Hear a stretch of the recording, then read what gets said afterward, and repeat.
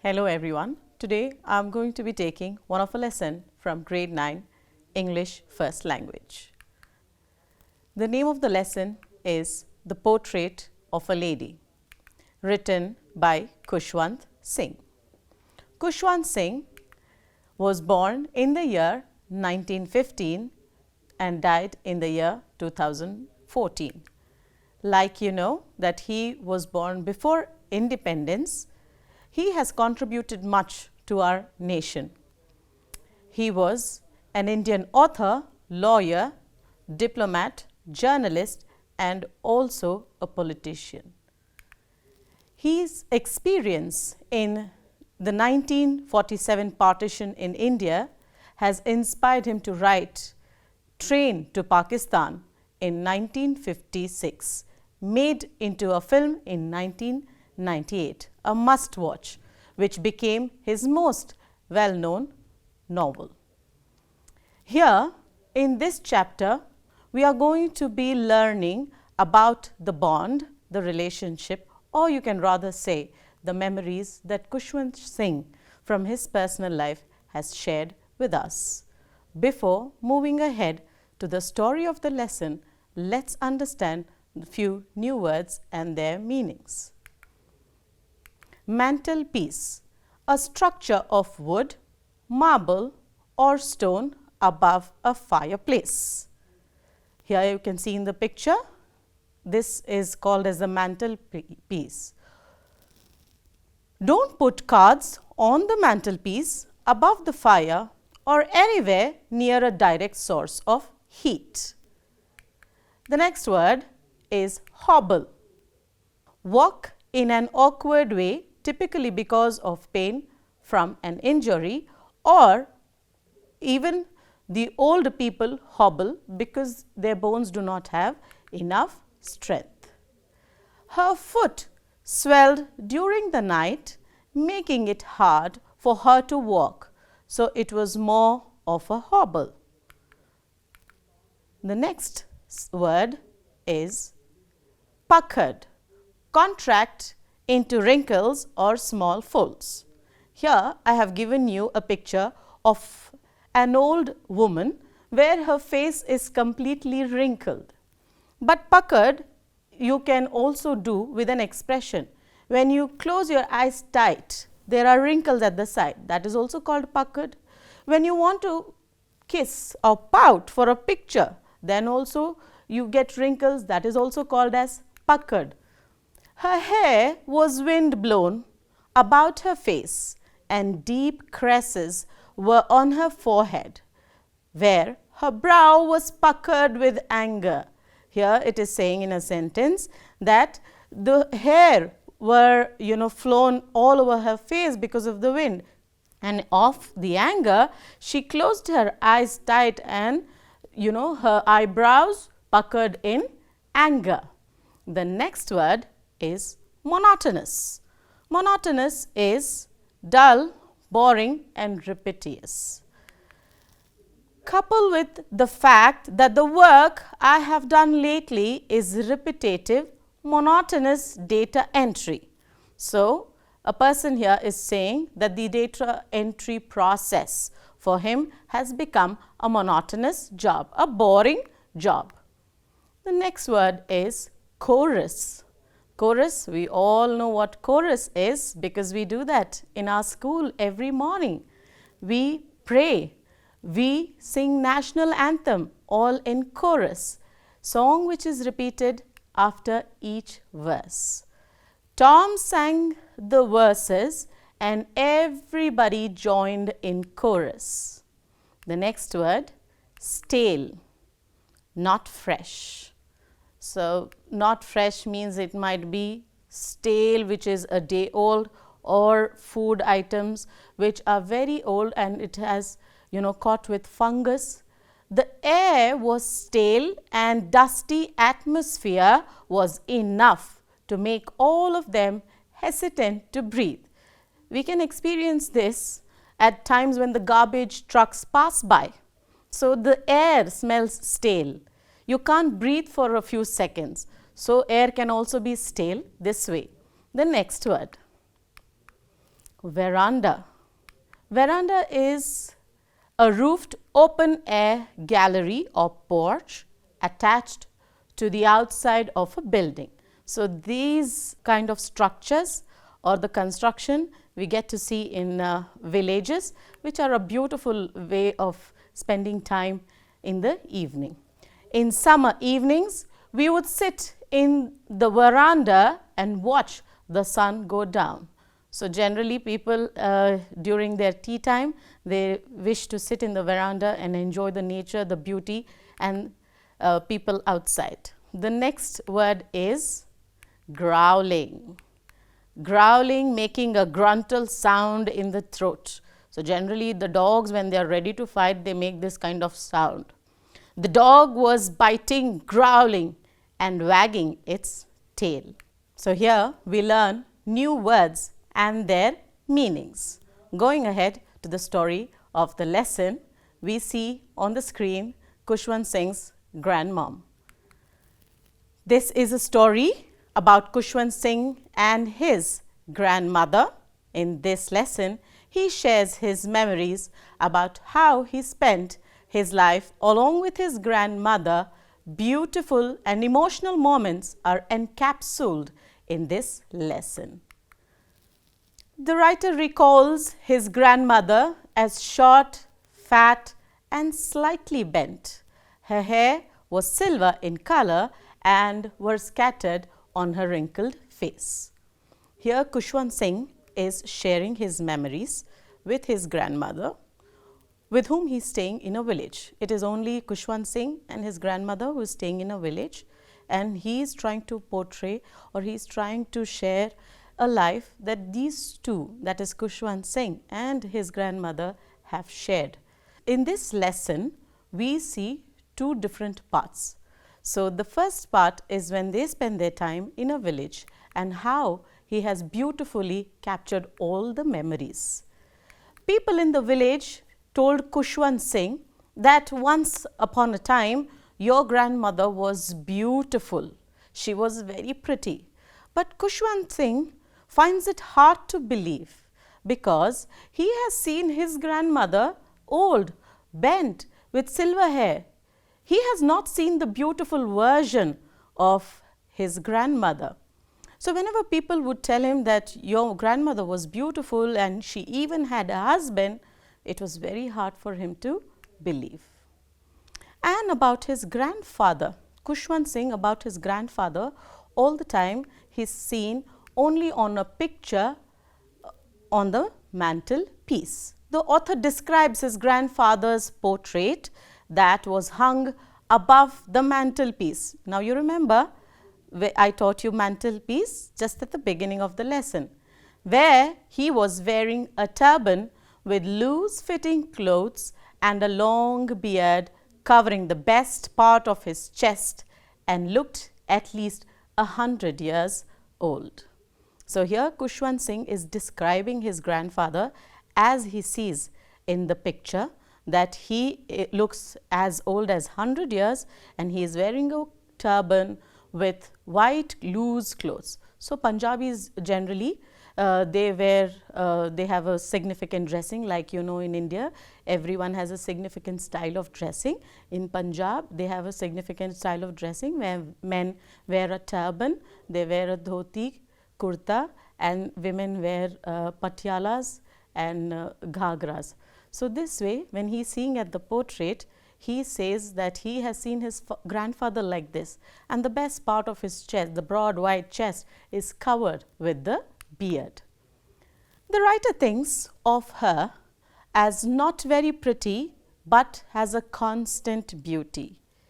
She used to walk around the whole house in white clothes.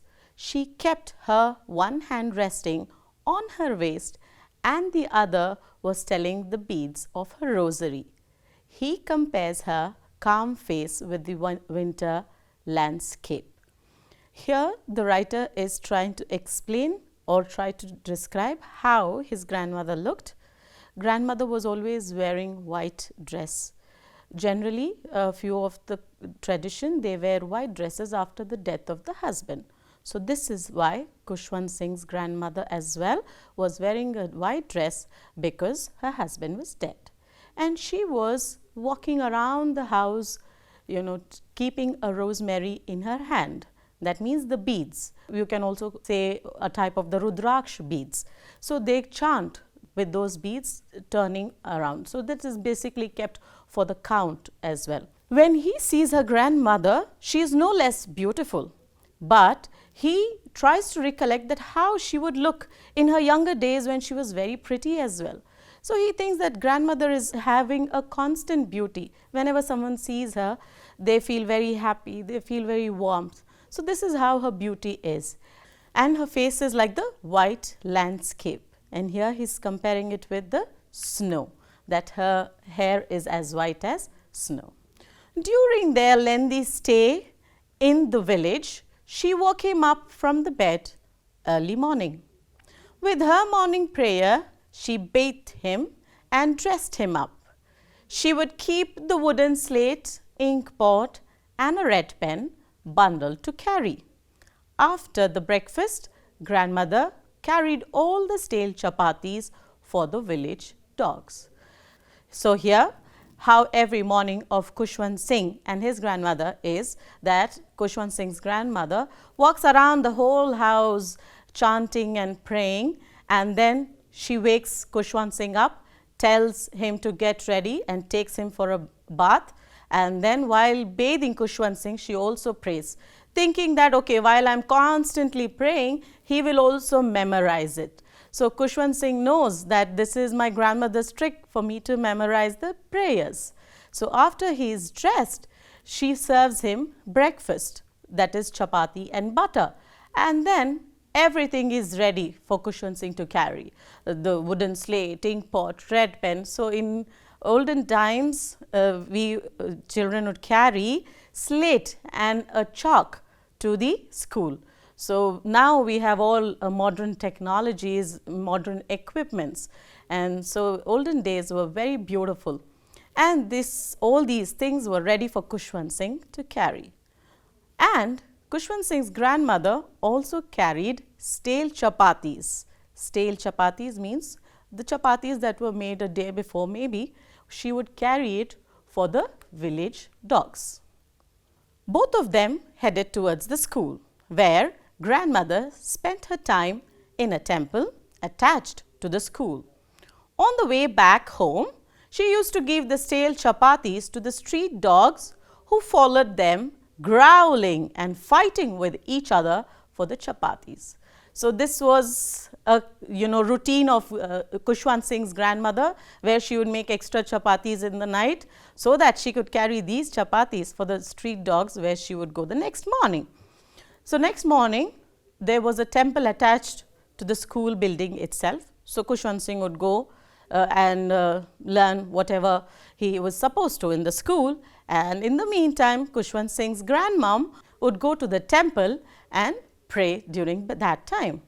And when they both were coming back home, at that time, she would give chapatis to the dogs, and the dogs would fight with each other, wanting them to eat with competition.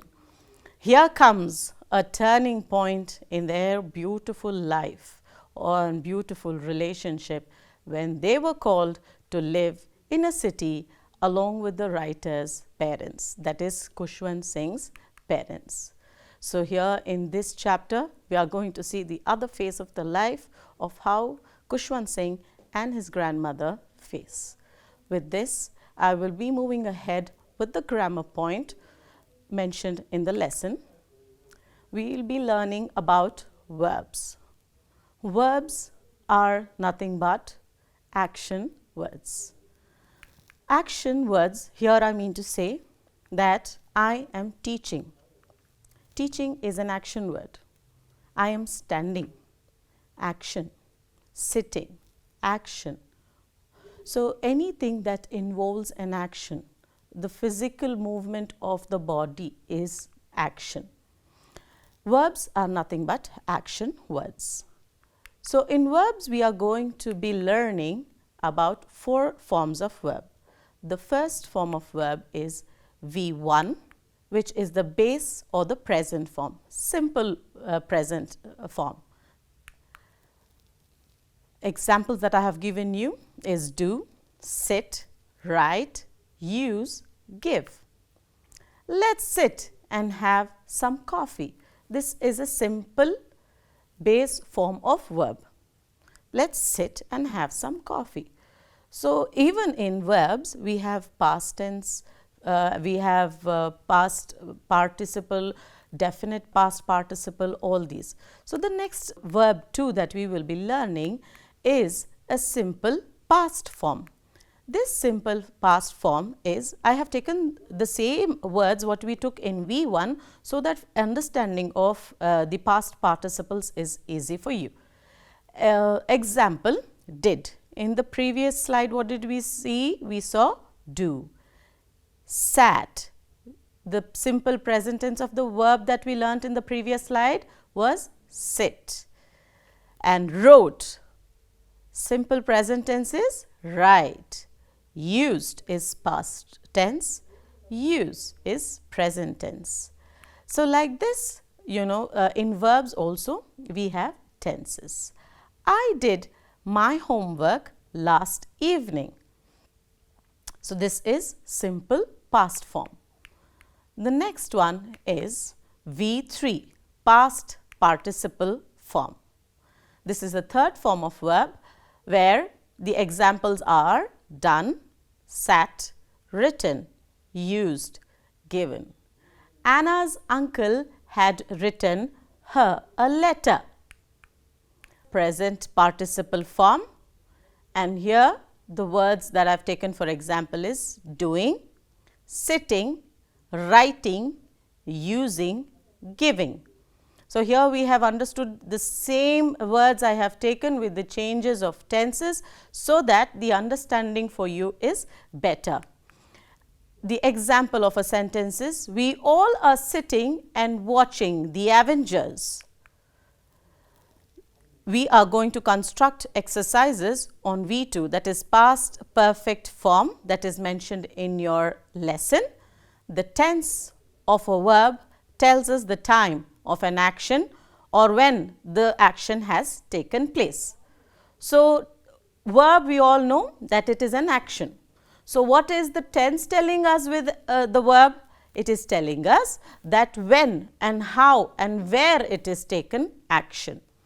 The past perfect tense, like I told you, V2 is a past form of verb, and here we are going to learn about past perfect tense.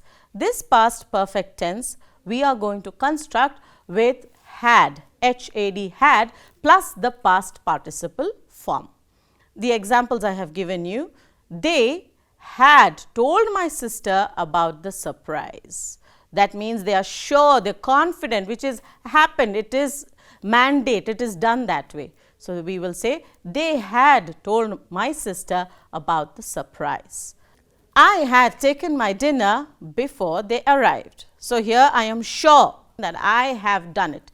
It is the past perfect form that I had taken my dinner before they have arrived. We had expected better results. So, here it is saying that we had expected, we were sure of having better results than the results that we have seen.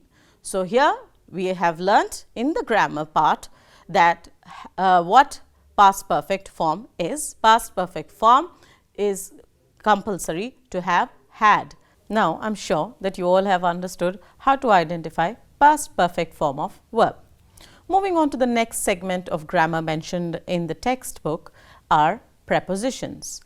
Now, what are prepositions? For you here, I have given two different pictures for you to analyze and understand.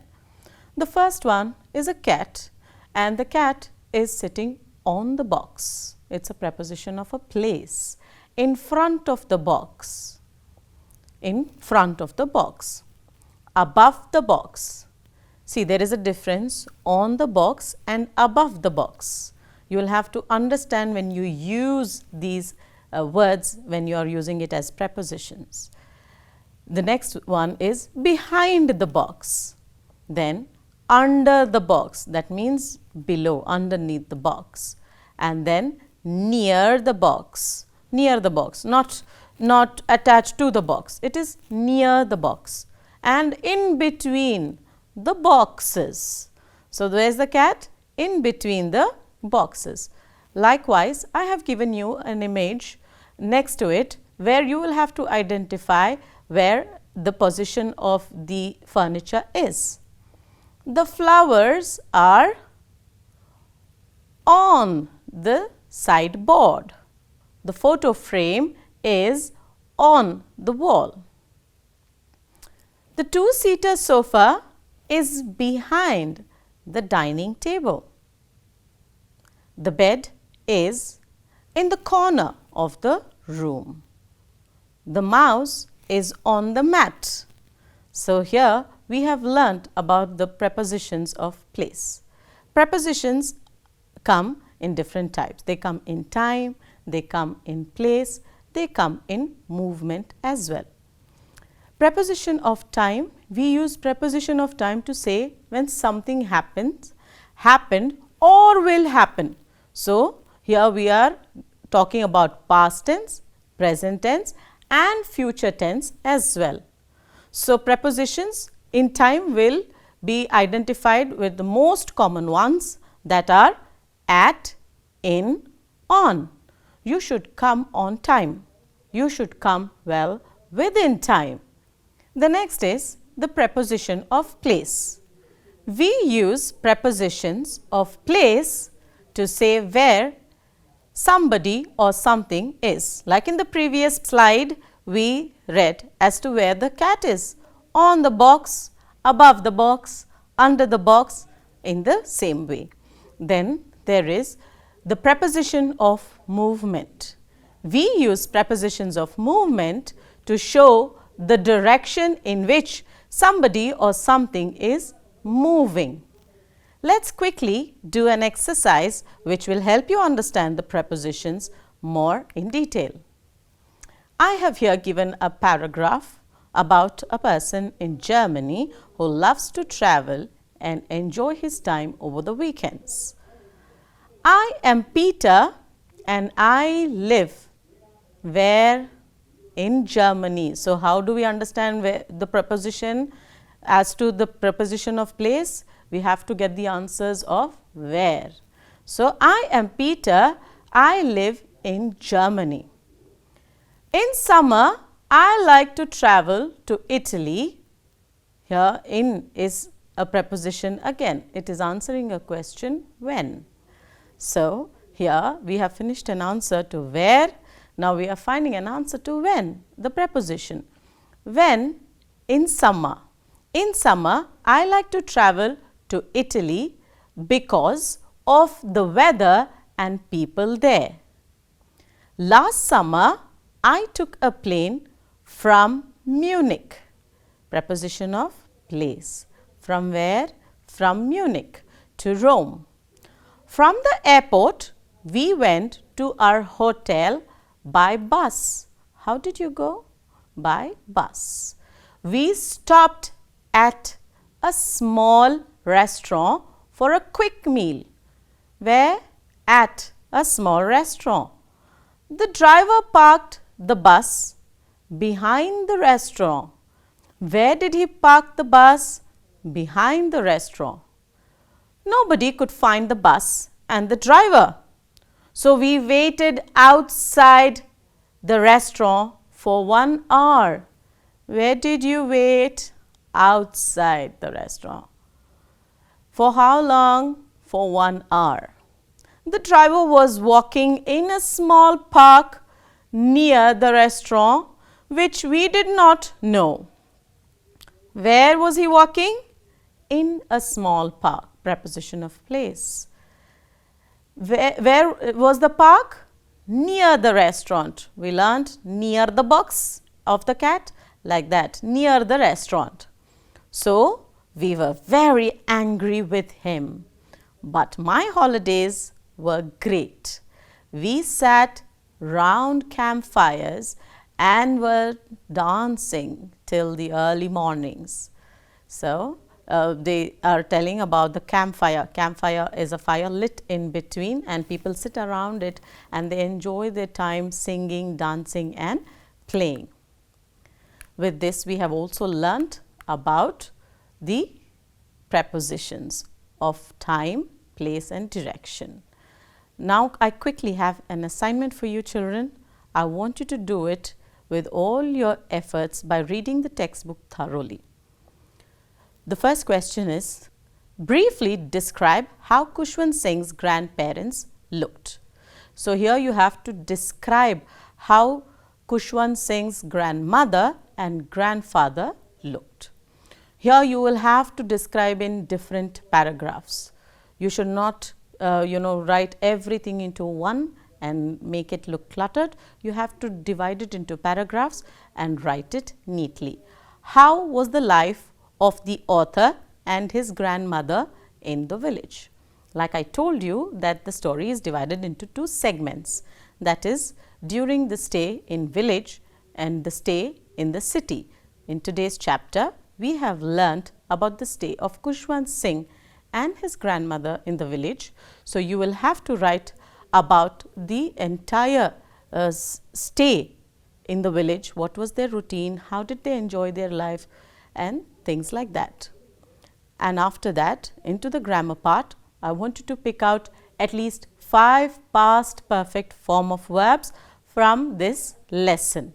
Now, it is very easy for you to find out the past perfect form of verb. How will you find out? Had plus the past perfect form of verb.